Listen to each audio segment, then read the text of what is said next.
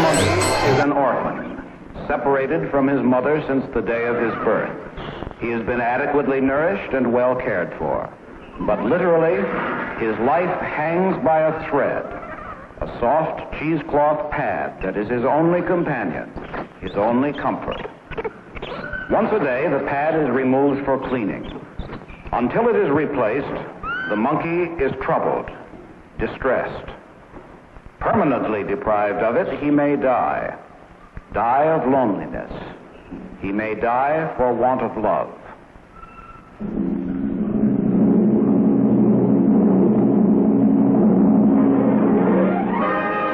Conquest. The search for new knowledge about our universe, our world, and ourselves. This is the primate laboratory at the University of Wisconsin in Madison. More than most animals, the rhesus monkey is like a human infant. At birth, this little fellow has the brain and the nervous system of a 5-month-old human baby. In some ways, the monkey is farther advanced. He can walk and he can use his hands. In this laboratory, there are approximately 120 rhesus monkeys, the subject of a study that wants to know the answer to the question, what is an infant's love for its mother? The man in charge is a psychologist, Dr. Harry F. Harlow, a past president of the American Psychological Association. Well, now, that's a change for the better. He reminds me of a baby that's been given back his favorite blanket or toy. Exactly. And this simple, basic reaction made us believe that we could define and measure what had previously been undefinable and unmeasurable, the baby's love for its mother. Some people believe that this is built upon nursing. But is it not possible that this is formed from a need to cling and cuddle, a need for contact comfort? Now, obviously, in doing these researches, we cannot use real human mothers and human babies, but we think we have the best possible substitute, a baby rhesus monkey. The responses of the baby monkey are very similar to those of the human baby. But in conducting these researches, we ran into a very difficult problem: to create an inanimate substitute mother over which we would have complete experimental control, but a mother which the baby would love. Now, this is what we tried. They'll soon have a plane in their tummy tum-tum.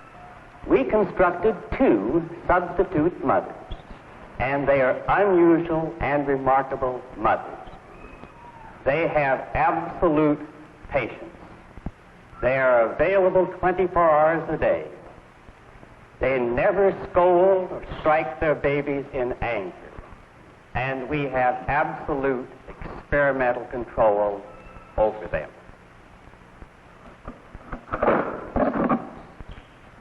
Now, this is the wire mother. We can build out or build in nursing as we desire.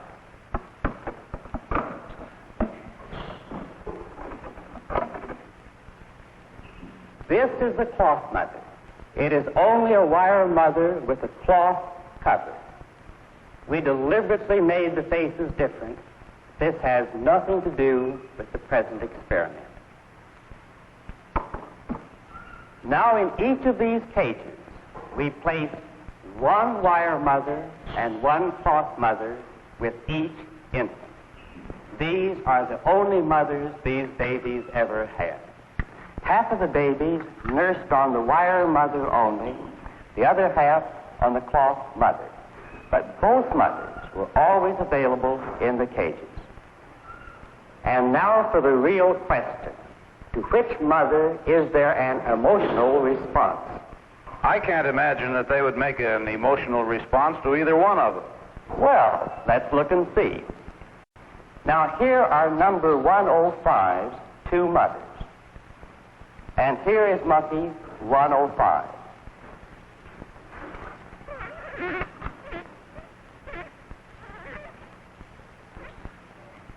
Is that the mother that he was nursed on? Yes, indeed. Now, doesn't that prove, Dr. Harlow, the old theory that an infant's love for its mother is caused by nursing, which you seem to doubt? Well, let's see if it does. Let me show you a monkey raised on a nursing wire mother. Now, here are 106's two mothers. As you can see, it was weaned on a wire mother. Here's baby 106. Watch. He's going to the wire mother. Got to eat to live.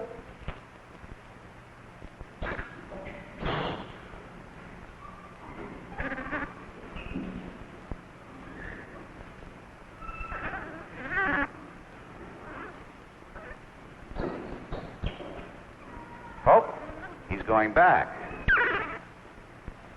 He's back on the cloth mother, and he'll stay on the cloth mother. Actually, this baby spends from 17 to 18 hours a day on the cloth mother, and less than 1 hour a day on the wire mother.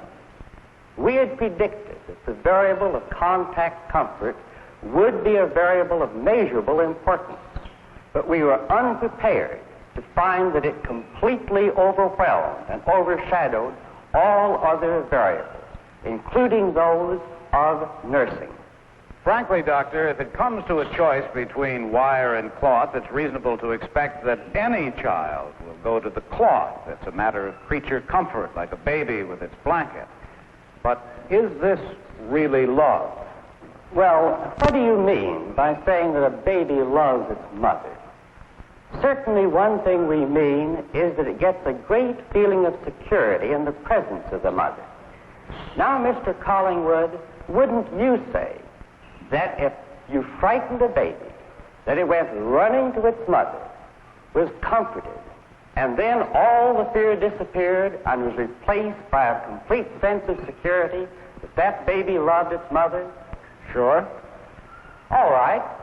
Then let's see how a baby monkey responds under these kinds of circumstances to its mother in our laboratory. Let's find out how deep and abiding this feeling of affection of the baby for its cloth mother really is. Now, in this experiment, this is the apparatus we use.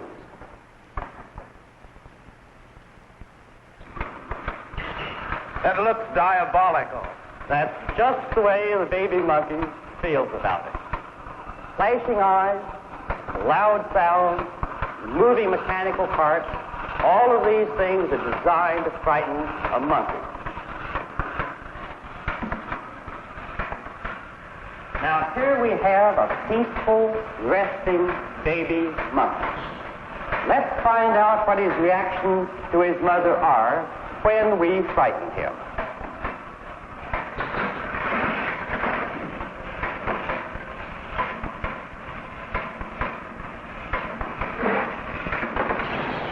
He's scared, all right. And he does what any child will do in a similar situation. He runs away. It's more than running away. He was running to his mother, to touch her, to drive away his fear. Contact with the mother changes his entire personality. Look, now he's actually threatening the diabolical object. All right. This gives us part of the picture of the strength of infantile love. And it tells us something about the importance of love in the development of the child's personality. But one type test doesn't make a theory. The open field test room. This is the most effective test that we have, and it was developed by Dr. Robert Zimmerman. Let's watch him run his experiments. This is a 6-foot square room with a few toys and other objects. But to the monkey, it's much more menacing. We know that when our own children are taken to a strange place without their mothers, they are often overwhelmed with fear. This room is just such a new and strange environment for the baby monkeys.